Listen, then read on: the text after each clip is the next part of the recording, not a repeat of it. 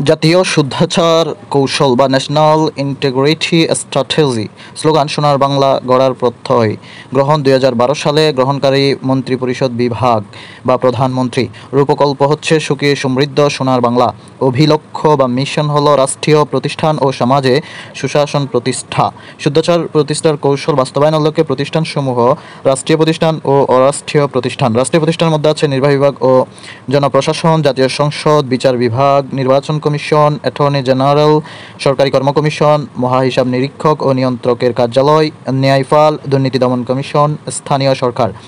অরাষ্ট্রীয় প্রতিষ্ঠানের মধ্যে আছে রাজনৈতিক দল, বেসরকারি খাতে শিল্প ও বাণিজ্য প্রতিষ্ঠান, এনজিও ও সুশীল সমাজ, পরিবার, শিক্ষা প্রতিষ্ঠান ও গণমাধ্যম।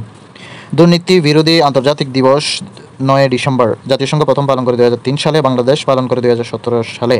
দুর্নীতি বিরোধী আন্তর্জাতিক সংস্থা বা UN Office on Drug and Crime প্রতিষ্ঠা ১৯৯৭ সালে, ভিয়েনা সদর দপ্তর, নিয়ন্ত্রক UN Drug Control Programme. Merida Convention পরিচয় জাতিসংঘের দুর্নীতি বিরোধী কনভেনশন, আনুষ্ঠানিক নাম United Nation Convention Against Corruption. সাধারণ পরিষদে অনুমোদন দেওয়া হয় ২০০৩ সালের ৩১ অক্টোবর। স্বাক্ষর হয় ৯ থেকে ১১ ডিসেম্বর ২০০৩। স্বাক্ষরস্থল মেক্সিকোর মেরিডা। বর্তমান স্বাক্ষরকারী জাতিসংঘভুক্ত ১৮৭টি দেশ সহ মোট ১৮৯টি দেশ। বাংলাদেশ স্বাক্ষর করে ২০০৭ সালে। ইউএনআইডিআইআর বা United Nation Institute for Disarmament Research প্রতিষ্ঠা ১৯৮০ সালে, সদর দপ্তর জেনেভা। প্রতিষ্ঠা করে জাতিসংঘ সাধারণ পরিষদ। মুদ্রা পাচার রোধে সংস্থা বা Egmont group of financial intelligence unit হচ্ছে বিশ্বের বিভিন্ন দেশের ফিনান্সিয়াল ইন্টেলিজেন্স ইউনিটের সমন্বয়ে গঠিত একটি আন্তর্জাতিক ফোরাম যারা মানি লন্ডারিং ও সন্ত্রাসে অর্থায়ন সংক্রান্ত তথ্য নিয়ে কাজ করে। গঠনের মূল উদ্দেশ্য সদস্য রাষ্ট্রসমূহের ফাইন্যান্সিয়াল ইন্টেলিজেন্স ইউনিটগুলোর মধ্যে অত্যন্ত গোপনীয় ও নিরাপত্তামূলক চ্যানেলের মানি লন্ডারিং, সন্ত্রাস, জঙ্গি অর্থায়ন সংক্রান্ত অপরাধের তথ্য ও ইন্টেলিজেন্স বিনিময়। সদস্য ১৭৭টি দেশ। সদর দপ্তর অটোয়া, কানাডা। প্রতিষ্ঠা ১৯৯৫ সাল। বাংলাদেশ সদস্য হয় ২০১৩ সালের ৩ জুলাই। সদস্য হলে সুবিধা হলো বিদেশে পাচার করা অর্থ ফিরিয়ে আনা সহজ হয়।